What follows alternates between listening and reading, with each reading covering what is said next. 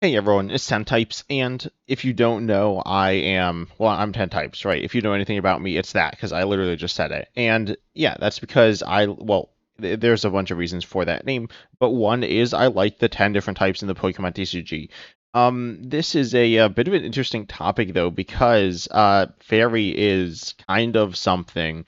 Fairy is a type in the Pokemon TCG that isn't in the standard format, and you're like not allowed to play basic Fairy energies, but it is a type in expanded and other alternate formats, which actually, if you do want to see more info on all other alternate formats, check out my, I believe, latest video, but before this one, where I talked about that. But Fairy is a type that is something I like to ignore if you haven't noticed on some of my videos, because, yeah, with it, then there's 11, which is bad for my channel's branding. But anyways, today we are actually talking about it as much as it pains me here, because it is a type that is a little interesting, and also it's short. It's short to talk about compared to the other types.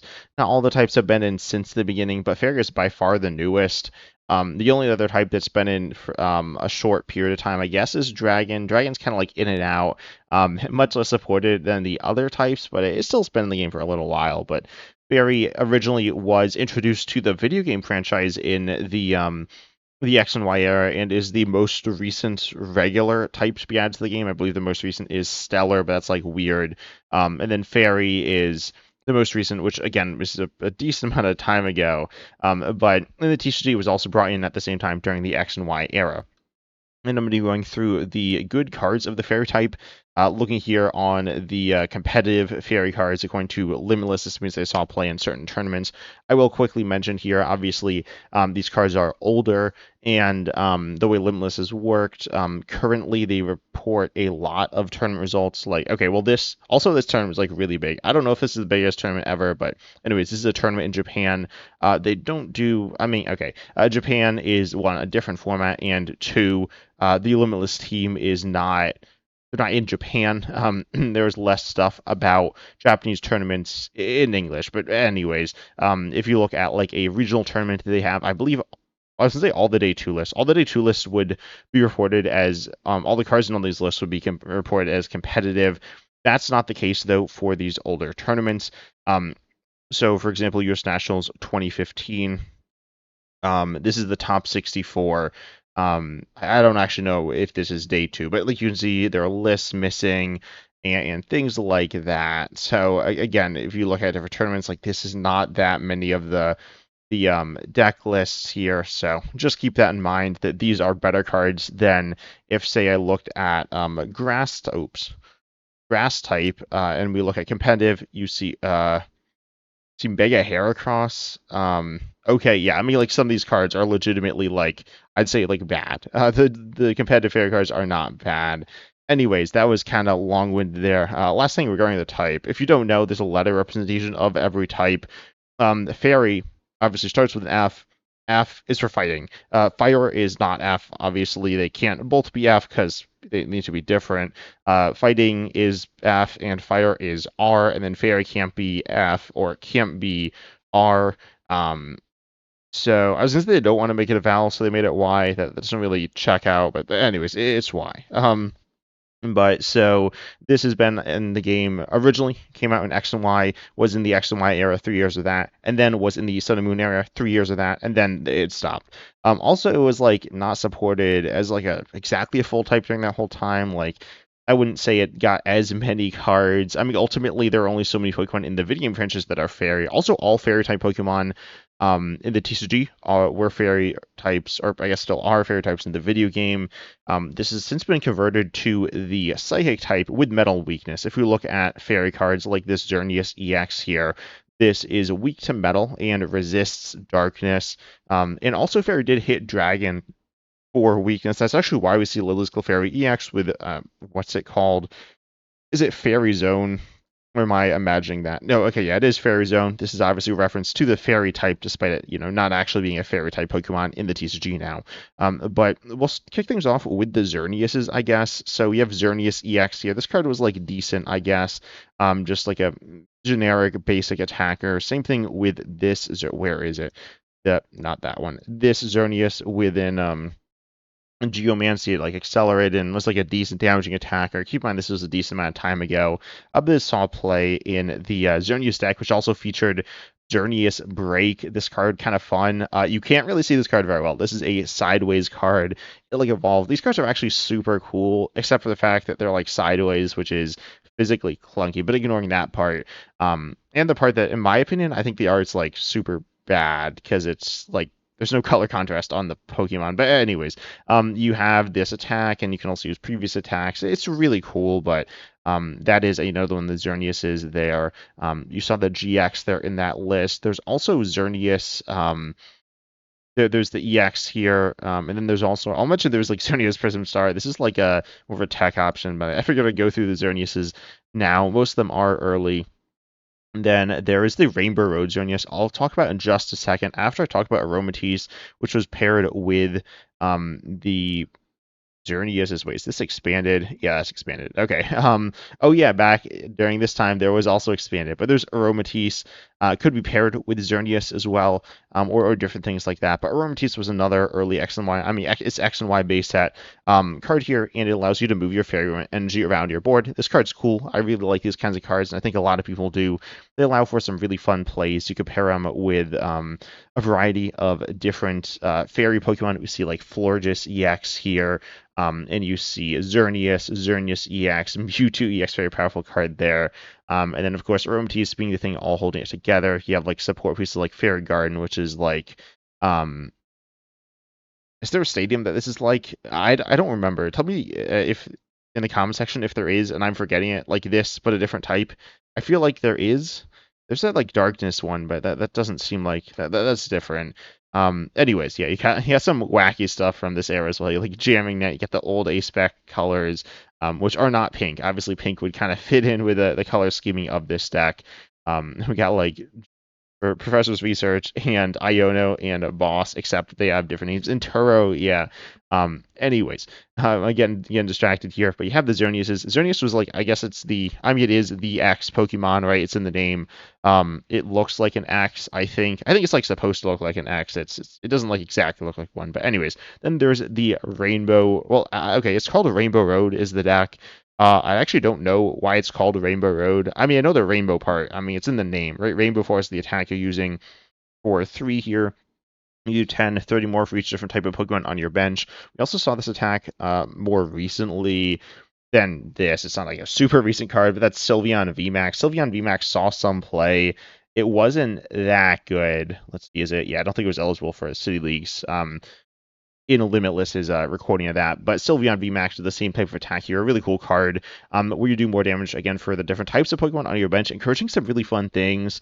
Xerneas here, obviously the Pokemon you're using, and then you have these dual type Pokemon on your bench. Ideally, they're basics, but I'm pretty sure Volcanion EX was the only basic.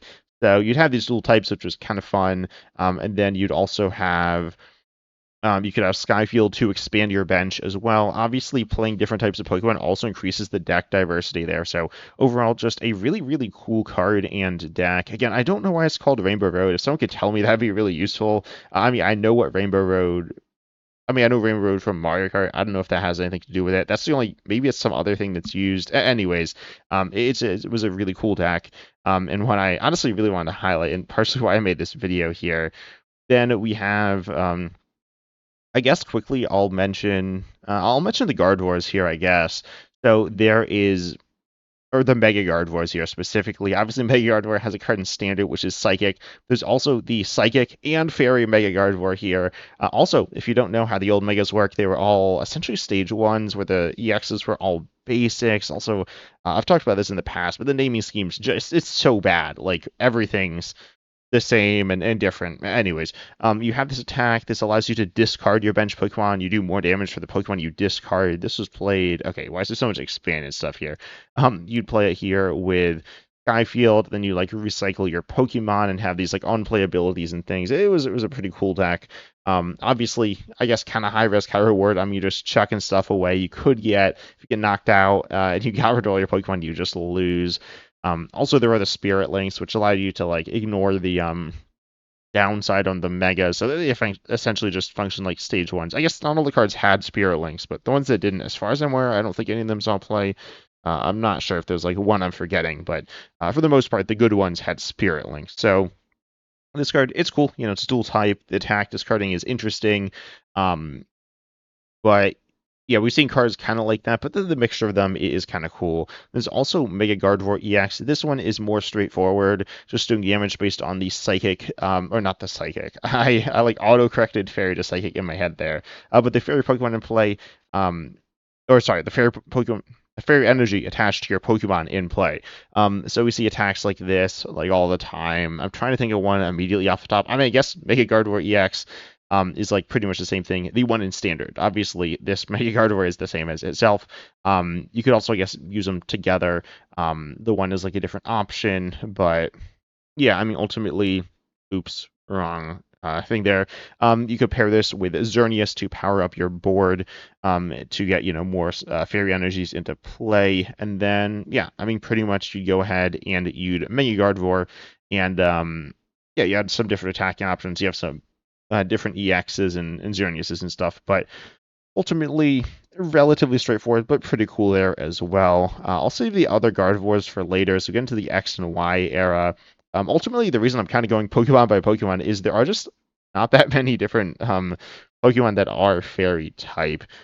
But then the next oldest one, I guess, would be the next one we'll talk about here is going to be Slurpuff. Slurpuff is a pretty interesting card with the ability Tasting. Once during a turn, you can draw a card, but if it's in the active, you draw one more card. This ability sounds familiar. It's the same ability as on Goldengo EX. It is on a single prizer, though. It does have like an attack that does something. This was played in Seismitoad. Let me see. Yeah, okay, so this deck is broken. I'm not gonna lie. This deck is like one of the all-time broken decks, not because of Slurpuff, but it is all-time broken. Or specifically this list here, or this, like, I don't know, the idea of Seismitoad EX with Lysander's trump card. And you can also use, like, Shaman to draw a bunch. You also have Slurpuff.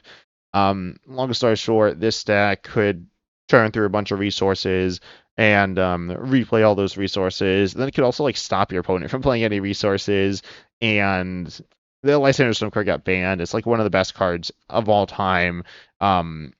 And it's just super broken. But anyway, Slurpuff is also a part of this deck as like a draw engine. It's not like the greatest draw engine ever or anything like that. You compare it with Floatstone, which is kind of like Air Balloon or U-turn board if you're not familiar with, or no, Rescue board if you're not familiar with Floatstone, but you're more familiar with Standard. You send up Slurpuff to draw 2, then you can like retreat, and then you can draw 2 more, or go into your attacker or whatever. So yeah, I mean it's a cool little card. Definitely it's not a super weird card, but the deck it was in was kind of weird. Some other supporting Pokemon that are interesting here. You got Mr. Mime with Bench Barrier. Nothing crazy here, right? Bench Barrier, very good. We've seen this. I mean, we see it in Standard on Shaman. Shaman's like pretty good. So on Manaphy, there's another Mr. Mime that's Psychic. There's Mew. There's other ones I'm sure that I'm forgetting that are. I'm not sure if there are others during that time period. I mean, there's like Rabskin stuff, but like in terms of basics. But Mr. Mime, it's good. Nothing crazy to say about it, but it is quite good. Then there's also, I guess we'll talk about Klefki next. Klefki is a weird card. Honestly, probably the silliest card. It's like one of the silliest cards ever. So once during your turn, if it's on your bench, you may discard all cards attached to it and then attach it to one of your Pokemon as a tool. So it's a Pokemon that becomes a tool.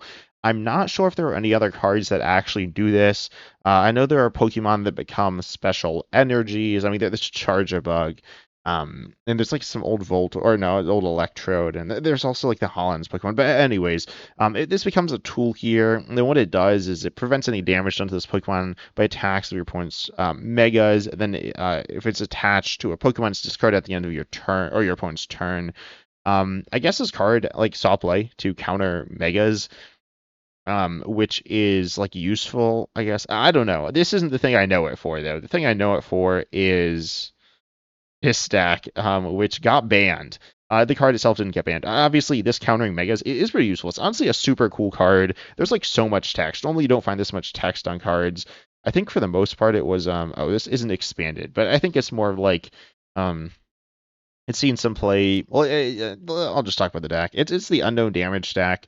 Again, it has seen play in like actual decks, like this Vespiquen deck, or in like Zoroark and stuff like that. These like um decks. Some of them want to discard Pokemon. Some of them are like kind of toolboxy. But anyways, this deck is not that. This is a combo deck. This is one of the only combo decks, if not like the only combo deck in the Pokemon TCG almost ever. It's an infinite combo, and you win when you pull it off. It's not infinite damage to your opponent; it's infinite damage to you. So the way it works here, I'll give a quick rundown. And Klefki is very important part of it. You have the Stadium Team Mango's secret base. When you play Pokemon, you damage it. We see cards like this all the time. Then you have Reuniclus to move the damage counts around your board. Then you also have these high HP basics, which you move the damage to these Pokemon. And the Pokemon you're replaying is going to be Klefki here. Klefki, you play it, right? You damage it. Then you move it to a Pokemon as a tool. It literally doesn't matter at all what the effect of the tool is. I mean, it falls off at the end of turn. If it fell off instantly, it wouldn't work, but it doesn't. So you do that. Then you go ahead and you use Weaveil's ability here to return that tool to your hand as often as you like during your turn. Then, you play it, you attach it, or no, you play it, you move the damage counters to your big Pokemon. Then you move the Klefki onto the Pokemon, and then you return it to your hand. So you can play Klefki as much as you want. And then, how do you win? You play unknown damage, or unknown, with the ability damage. And what this does is it says you can win the game if you have 66 or more damage counts on your board, which is like a lot. Honestly, this card is kind of cool. Without the infinite combo. The infinite combo thing, it's like kind of annoying, I guess. I don't even know how good this deck actually was. I mean, you need a stage 1, a stage 2, and then like a basic, and then another basic to win, and then like some big basic. It's a lot of stuff. So this deck was like good, I guess. I'm not entirely sure, but anyways, this is like pretty funny, and yeah, that's kind of what this, at least to me, what this Klefki is known for. Again, it has like seen actual play in actual decks, like as I said, like Zoroark, with some really cool different options in it. I guess this deck's kind of toxic. Okay, I don't like Gardevoir. I don't like Gardevoir, but anyways, there are some pretty cool things in this deck here. But then looking at another fairy Pokemon that's also seen play in expanded that isn't loading. Here it is. That is Clefairy with the attack and metronome. We've seen a few different Clefairies like this. I don't know if this one's the best. I'm not so familiar with super old cards. I know we've seen some Clefairies with this attack in the past. I know we've seen recently some Clefairies, and we've seen Clefable with this attack, and Clefairies like with coin flip variations and things like that. But anyways, what it does is it choose one of your opponent's Pokemon's attacks and use as the stat. It is the same thing as UEX, right? But it's a basic single parser here. It has very low HP with 40. It can have weakness on Dragon Pokemon, as I said. So if we look at, let's see, yeah, this is a an expanded tournament. Again, as I said, they used to exist. Trust me. The top deck's wall stall. Okay. What is this metagame? Yeah, okay. Expanded metagame. If you don't know why it went away, it's like kind of terrible. Like this is like stall. It's like not very interesting. Then hand lock, or not hand lock, but like heavy hand disruption. This is also like banned, but anyways. Then there's Ultra Necrozma. This has heavy ability lock. There's some cool things, but anyways, then you have heavy item lock. Then you have Zacian. Zacian, I don't remember what build this was, but Zacian. Okay, yeah, this top build at least is Zacian ADP. ADP is a very powerful Pokemon. There are actually a few counters to it in expanded, but the one counter is going to be Clefairy here. You can one shot it, accelerate a bunch of energy. It's like super good. And yeah. Clefairy is really, really cool there as a versatile piece in a lot of different decks, like MewEX. UX is a card I really enjoy in Standard, and Clefairy. Yeah, it's very similar there. Then we have some other interesting cards that are... I'm trying to think if there's other support pieces during this era. Not really. Honestly, in general, there aren't too many other support pieces. There are some like secondary attackers. There's Ribombee. Ribombee, I guess, is like a true support piece alongside Florges. This Florges allows you to, on a coin flip, you put an item from your discard on top of your deck. You can use this to repeat it. We see the Florges Stalls deck here. You have this Florges to replenish Liz Pokédoll or Robo Substitute, which are essentially the same thing. they are cards that are, you can play them as Pokemon. They don't give up any prizes, and you can just do this over and over again, and then you'll eventually just like win, right? So, or I guess your opponent won't win, and then somehow you'll win. Anyways, yeah, that deck is something, right? Also, I guess while we're here, there's a Flabébé. Wait, no, what's it? Float. Yeah, Float. This one, which is no, this is not the one. Okay, no, sorry. This card is not banned. I thought this card was banned. This card is not banned, but what it does is it allows you to evolve on evolution. You essentially disrupt your opponent's hand. And it's not banned, but the basic is banned because turn one going second, you can evolve into this Float, and then you can like get rid of your opponent's entire hand.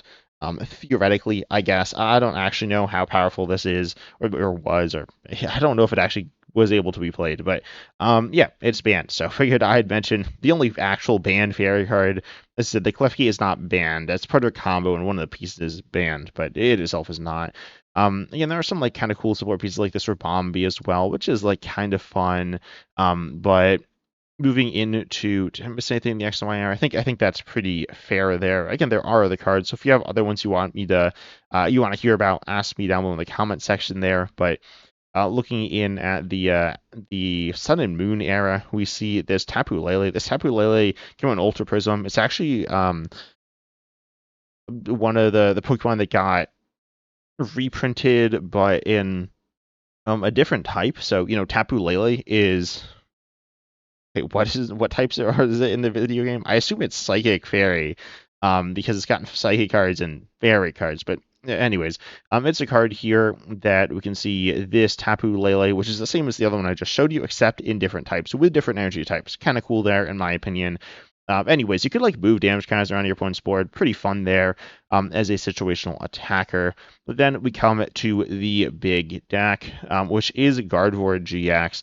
Gardevoir GX, a very powerful deck. Honestly, this card looks kind of terrible compared to Gardevoir EX in Standard. Once per turn, you can accelerate a fairy energy from your hand to one of your Pokemon. You do 30 for each energy attached to both actives. Your GX attack, which again is once per game if you're not familiar, that's how those work. You shuffle 10 cards, we just compile into your deck. It's a lot of recovery, but also it's like it's an attack that doesn't do damage or advance your board state. It's only good in the late game, and again, it like doesn't do that much instantly compared to. I mean, I guess in terms of control, recovery attacks is kind of crazy, but like there's also a Rangu, which was 3 cards, but like every turn. So, anyways, not that this attack wasn't good or this card wasn't good. It was super good, but compared to Standard, it's a bit more tame. This is more tame than Standard, but yeah, this card was very, very good. There are other good fairy cards around it as well. There was, for example, this Carabank, but that's not the, wait, is this the right card? This does not look like the right card. Carabank, no, what am I saying? I don't know. There's a card that supported it that'll let you. Oh, Diancie. There we go. Yeah, these two are similar, but not the same. In terms of Pokemon design, yeah, Diancie let you evolve quicker. It was good. I mean, this deck won the World Championship. It was very good, right? Then we also saw some other Psychic Pokemon, or no, fairy Pokemon around it. Other Gardevoirs, we got Gardevoir and Sylveon GX. This is a tag team, the only fairy tag team. As I said, fairy didn't get, especially near the end of its lifetime, that much support. But this card, honestly, like kind of generic. You could accelerate, you could like do damage, move energy around, and you could, I guess, like for 6 energy, you do 200. It's a once per game attack, and then your opponent shuffles their hand into the deck, which is like kind of rough to be hit by. But I mean, this deck was like decent. It was not bad by any means. It wasn't like really top tier really, but it was definitely decent. I mean, I guess it was kind of top tier. But then yeah, it was also kind of like blended in with the other tag teams in my opinion, and I think the other ones are a bit more memorable. But you also have Sylveon GX that will go from Gardevoir GX to Gardevoir and Sylveon GX to Sylveon GX. This card was pretty different. What it does, it had a disruptive attack for its second one, similar to Sylveon EX in Standard. Sylveon EX is pretty different in terms of it's really hard to set up. I guess Plea GX and the attack on Sylveon EX, which I don't remember the name of, which is like some weird rock, I think, presumably. But anyways, that card is one that allows you to, it can't be chained, but this one could be used a bit more early to be more disruptive, I guess. I think it can be used on turn 1, or can it be used on turn 1? not really, but like it can be used earlier or more realistically and is more of a substantial threat your opponent's always thinking about. But anyways, the main attack you're using is searching for 3 cards. Every single turn you play this with oh, that's expand. Wait, this is expanded. That's not expanded. Okay, so what you do is you would you get healing cards, and then you'd get disruptive cards, and then yeah, that's it, right? You'd heal and you disrupt, and then eventually your opponent would run out of resources. This is a stall slash control deck. You have stall elements with Acerilla slash Max Potion, which heal you completely, and then you have Enhanced Hammer and Crushing Hammer and Team Skullgrunt and Faba and also like Guzma and Wondrous Labyrinth. And pretty much your opponent's like super disrupted like all the time. You have like so much disruption. Yeah, it's sure a deck here. Speaking of disruption, there's also a little Ninetales that wall GXs and EXs. This card was like decent, I guess, as a disruptive piece. There's also a water one, which is like the same thing there. But speaking of Alolan Ninetales, there is probably my favorite fairy type Pokemon, Alolan Ninetales GX. This one has the ability on play. You search your deck for 2 items, reveal and put them into your hand. A really cool combination between the cards that we later see in Noctowl and the Inteleon engine. This is 2 items without any stipulations. Unlike Noctowl, you need a Terra in play, or Inteleon, which is stage 2, or Drizzle, which gets 1. It is only items, not any type of trainer, but it is really powerful. Then you have 2 like decent attacks here, and this is paired with some different decks. You can see it in like Zoroark, the I guess ultimate toolbox deck, and you could pay its attack here with like unit energy, fighting, darkness, fairy. This is like so janky to read. Because I saw the F and then I thought fairy, which obviously not the case. But anyways, yeah, pretty cool here, honestly. Just a card I really enjoy. Another card that I really enjoy. This one is definitely a fan favorite. This is Grand Bull here with the attack all out for 1 fairy. If you have no cards in your hand, you do 160. There was a card like this we saw recently in Standard, right? I don't know if it's still in the game. I really like these hand size type of attacks. So this is like a decent single prize deck. Not the best deck ever, but definitely decent here. Pretty fun being able to just go ahead and attack for pretty good damage for just 1 energy on a single prizer. Pretty tanky single prizer as well. But it required this like it was really difficult to pull off. Having no cards in hand is like bad, so a lot of weird stuff going on. Also, there is the supporter card Diantha. Diantha is honestly kind of a crazy supporter. You can only play this if one of your fairy Pokemon is knocked out last turn, but then you put 2 cards from your discard into your hand, any 2 cards for 1 card. That's like super good. If this was on like not fairy, this card would be like super broken. Probably like imagine this in standard. Imagine this was on colorless. This would be an expanded just it would be like actually broken because you could actually use it with the dolls. I'm pretty sure they're colorless if I'm not mistaken, but even if it was just on like a good type in standard, this card would be super good. I mean, you can see the item Puzzle of Time, which gets 2 cards back, and that the card's banned. So, anyways, Dantha, super good. Not a Pokemon, but it obviously works well with the fairy type.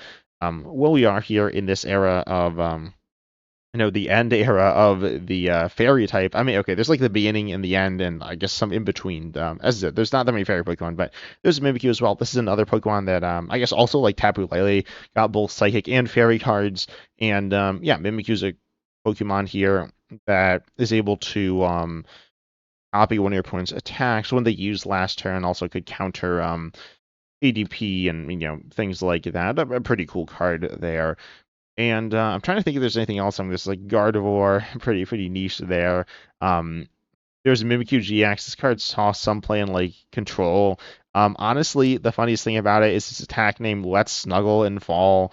Like, what does that even mean? Like fall, like perish, or like just fall, like you like fall down. I don't know.